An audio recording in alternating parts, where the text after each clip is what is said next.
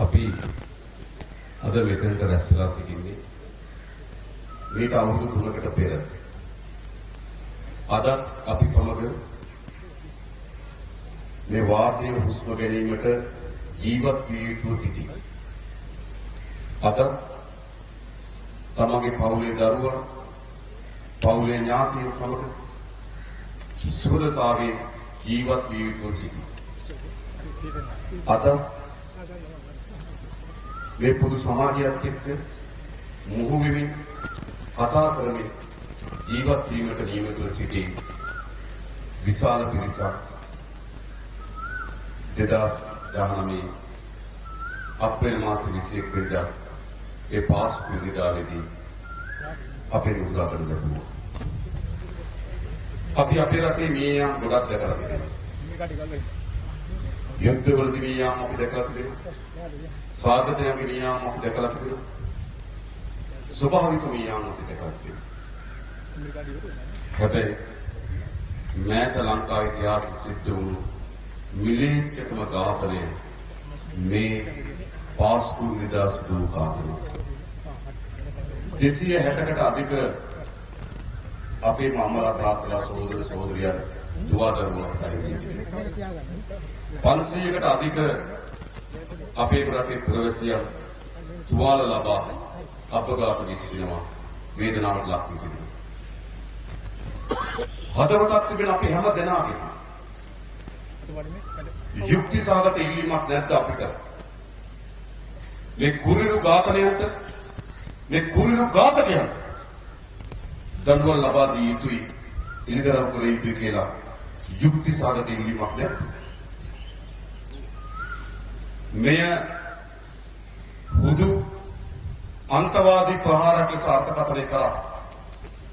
මේ කරුණ ඉතා හොඳින් පෙළගස්සලා බැලුවොත් අපිට හරි පැහැදිලි මේ ආගමික අන්තවාදයෙන් ඔබට කියපු දේශපාලන ව්‍යාපෘතියක වැඩ කොටස. අපි කවුරුත් දන්නවා 2015 ජනවාරි මාසේ 8 වෙනිදා තීරණාත්මක ලෙස රාජපක්ෂ රෙජිමය මේ රටේ ජනතාව මැතිවරණකින් පරාජයට පත් කරන්න ලැබුවා. පරාජයට පත් වූ දවසේ සිට ඔවුන් සැලසුම් කරේ ඔවුන් ඉලක්ක කරේ නැවත තමන් වෙත බලය ලබා ගැනීම සඳහා. ඒ සඳහා කළ හැකි සෑම පන්නේම විනාශකාරී මතවාදය විනාශකාරී ක්‍රියාමාර්ගවල ඔවුන් නිරත වුණා.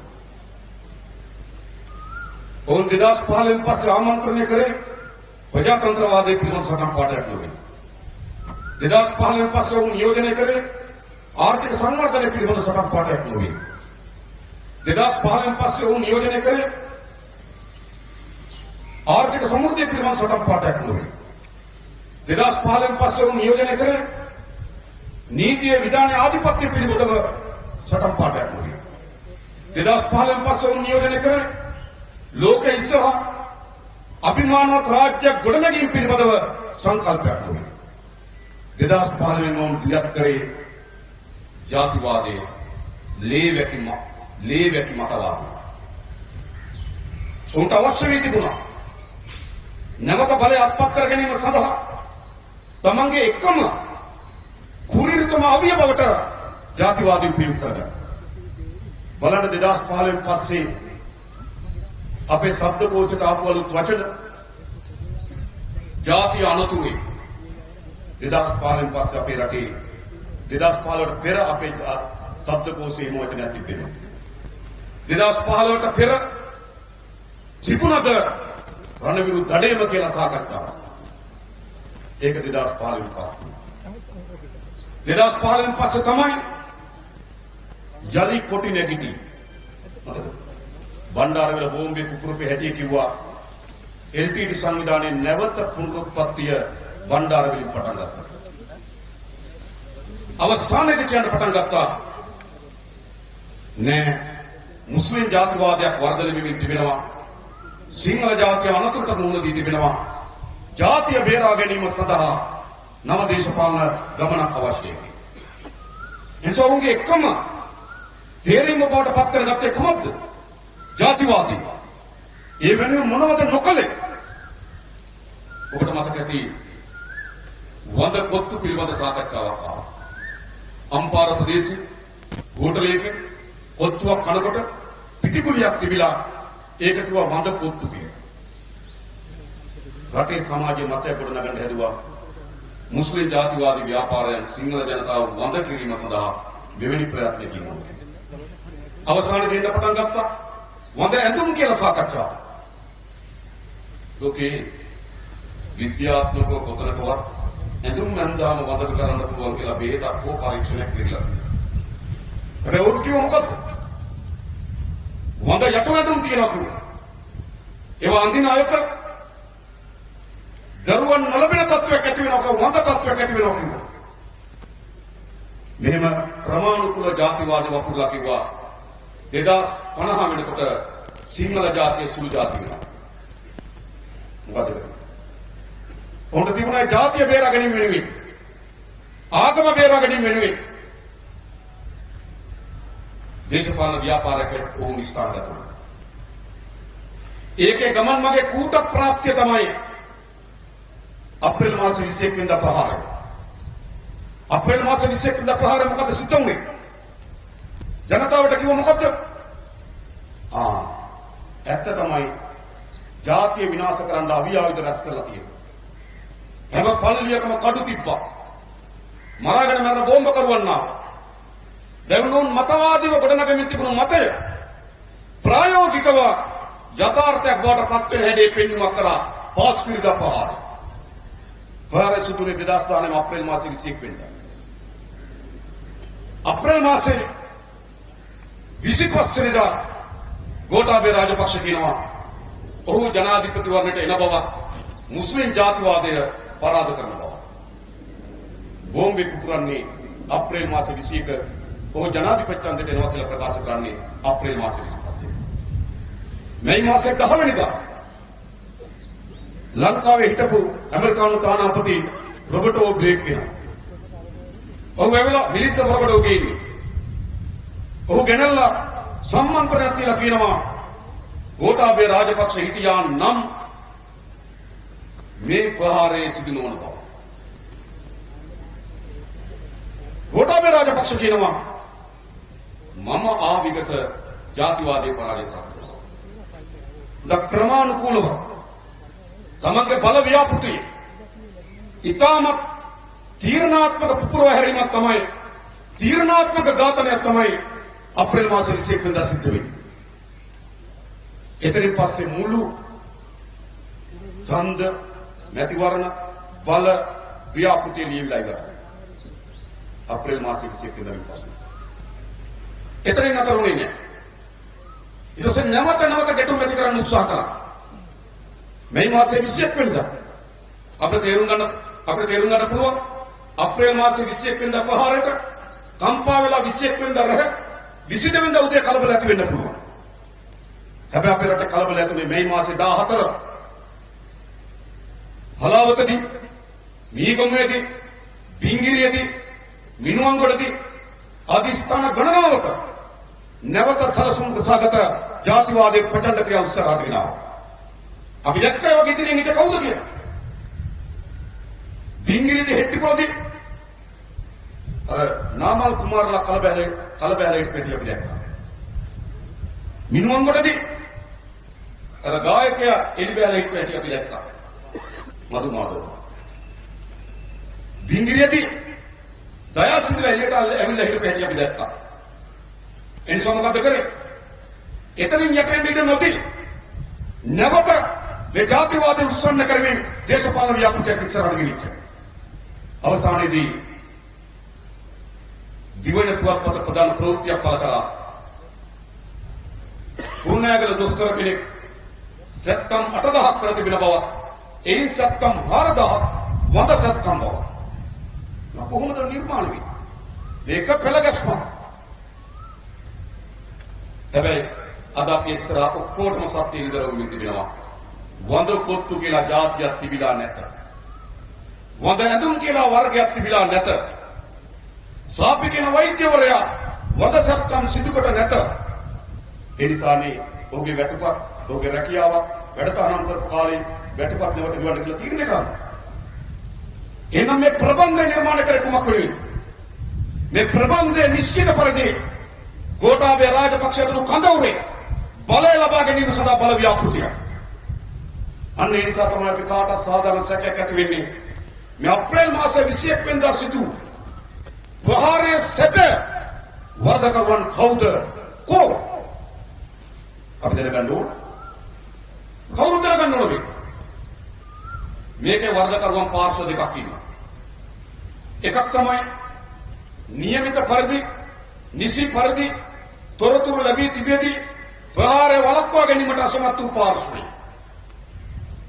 දෙක මෙම ප්‍රහාරය සැලසුම් කොට මෙවැනි දෙලන්ත ඝාතනයක් සිදු කිරීම සඳහා අනුබල දී යුතු මෙහෙවපු මහමුල කරුවන් මේ කණ්ඩායම් දෙකටම නිසි පරිදි දඬුවම් දෙන්න ඕනේ.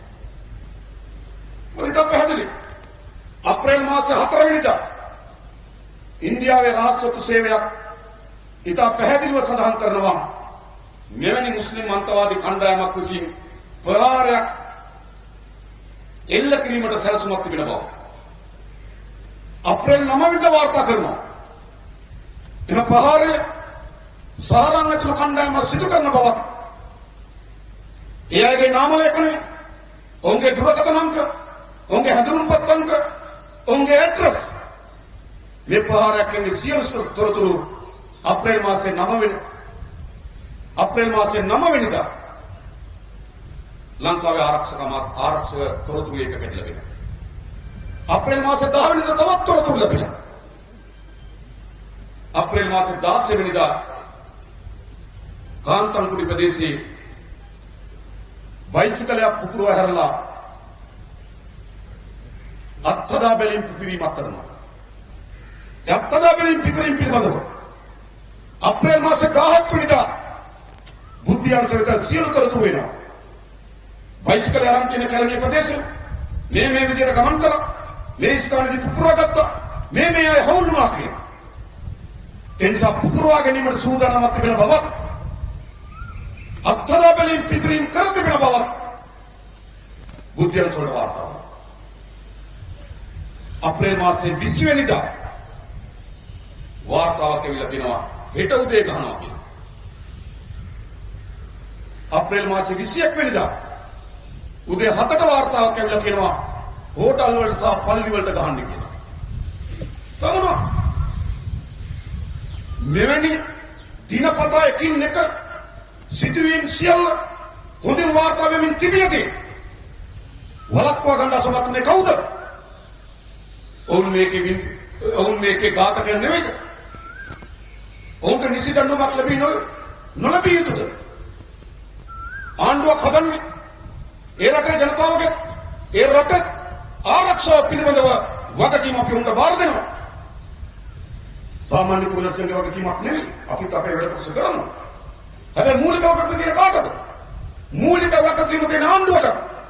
ජනාධිපති මෛත්‍රීපාල සිරිසේනට, අගමැති රනිල් වික්‍රමසිංහට, රාජිත සජිත් කිරියල්ල ඇතුළු කැබිනට් මණ්ඩලයට ඔවුන්ට තමයි මේ රටේ පුරවැසියන්ගේ ආරක්ෂාව පිළිබඳ වගකීම් බාර දුන්නේ. ඒ වගකීම් ඉටු කරා. අද විවිධ කතා කරන මම අහලා පාර්ලිමේන්තුවේ අපි අප දැනගන්න කැමති මෙවැනි තොරතුරු සියල්ල වාර්තා වෙමින් තිබියදී මොකද කරේ? යාලේ අලි බලවල හිටියා. මොන යාළුවා? එහෙම ආවිලා කරේ මොකද? පාස්කු විද්‍යාවට සාධාරණ විදිහට. මතක තබා ගන්න. මේ අපරාධ පාර්ශ්ව දෙකක් ඉන්නවා.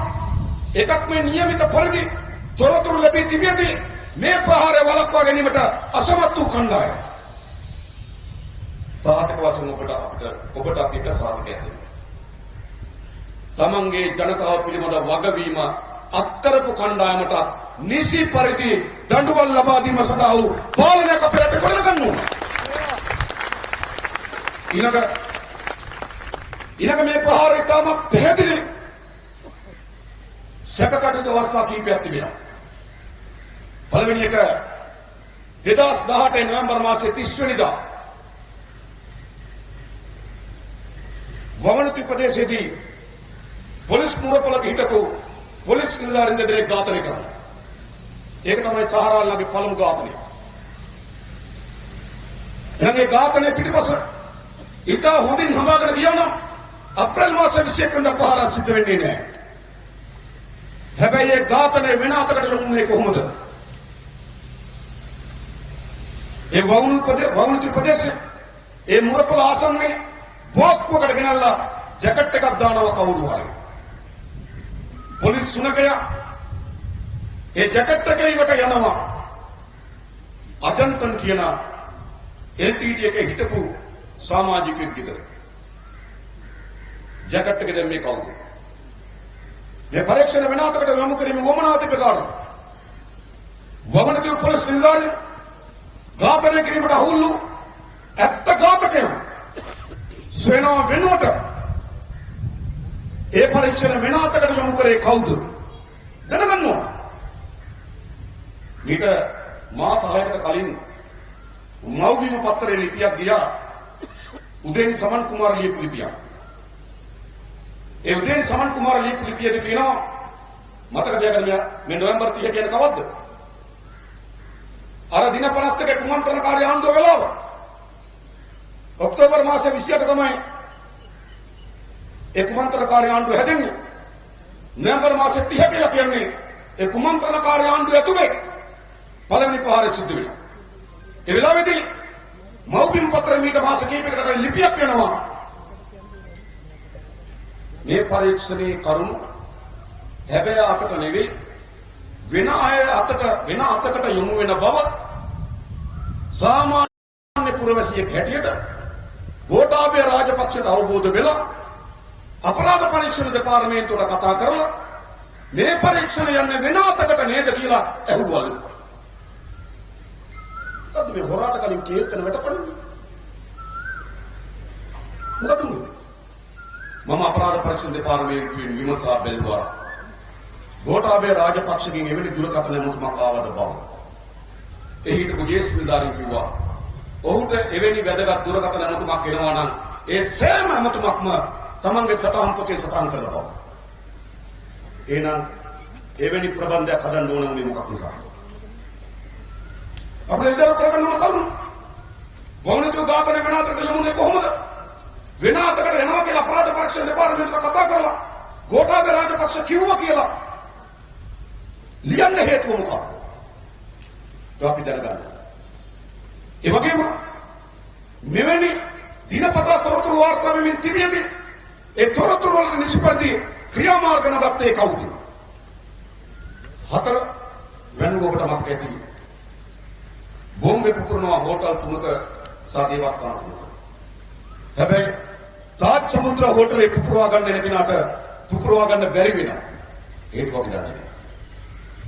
ජමීල් කියන පුද්ගලයා ඔහු පුපුරවා ගන්න බැරි වීම හේතු කොටගෙන ඔහුගේ බෝම්බේ දරගෙන දෙහිවල ප්‍රදේශයේ ටැප්‍රබර්නින් කියන හෝටලේ ලැබුම් ගන්න. ලැබුම් අරගෙන ඔහු බෝම්බේ එතන තියලා මුස්ලිම් දේවස්ථානෙට යනවා. එතකොට ඔහු මුස්ලිම් දේවස්ථානයෙන් පිටව යන මත්තේ බුද්ධියන්සය ජමීල්ගේ ගෙදර යනවා. කොහොමද කරගත්තේ? දෙහිවල ටැප්‍රබර්න් හෝටලේ බෝම්බේ පුපුරවා ගැනීමට පෙර ජමීල්ගේ ගෙදර යනවා බුද්ධියන්සය. ඒ වෙන විටත් මුළු පරීක්ෂණයම CID එකට අපරාධ පරීක්ෂණ දෙපාර්තමේන්තුවට බාර දීලා ඉවරයි. අපරාධ පරීක්ෂණ දෙපාර්තමේන්තුව දන්නේ නැහැ. CID එක දන්නේ නැහැ. ඒක වැදගත් තොරතුරක්. මොකද්ද? තාජ් හෝටලේ පුපුරවා ගන්න ආපු ජමීල් පුපුරවා ගන්න බැරි වීම හේතු කොටගෙන ටැප්‍රබර්න් හෝටලෙට ගිහිල්ලා දෙහිවල දේවස්ථානික වන්දනාමාන කරලා එළියට එන්න කලින් බුද්ධියන්සය ඔහුගේ ගෙදර යනවා. එහෙනම් පරීක්ෂණ සිදු කරන්නත් කලින් ජමීල් ප්‍රහාරකෙක් කියලා බුද්ධියන්සය දැනගත්තේ කොහොමද? දැනගන්න. ඒ වෙලාවේ පරීක්ෂණ භාරව හිටපු අපරාධ පරීක්ෂණ දෙපාර්තමේන්තුවට નિયમિત පරිදි වාර්තා නොකරේ මන්ද? පරීක්ෂණ භාර වෙන අපරාධ පරීක්ෂණ දෙපාර්තමේන්තුව. මේක වැදගත් තොරතුරක්. හැබැයි ඒක ඇයි අපරාධ පරීක්ෂණ දෙපාර්තමේන්තුවට වාර්තා නොකරේ? ඊළඟට මාතල ප්‍රදේශයේ පොඩි සාරාන් නෙවෙයි ඊට වඩා වෙන සාරාන්. ඒ සාරාන්ගේ දුරකථනයට දිගින් දිගටම මතුන් අරගෙන මේ ISIS ප්‍රහාරයක් ලෙස පිළිගන්නා ලෙස මැලේසියාවට කතා කර කියන්න කියලා ඉල්ලුවේ කවුද? X කවුද? එයා තමයි X. කවුද? ඒ ඉනියන්ගේ වාහන තිබුණා අපරාධ පොලිසිය වාහනයට සතු තිබුණා. එසේ දුරකථනය පාවිච්චි කරේ කවුද කියලා හොයාගන්න පුළුවන්. මේ කරුණු කීපේ නිරාකරණය වුණොත් මේ ඝාතකයන් කවුද කියලා හොයාගන්න පුළුවන්.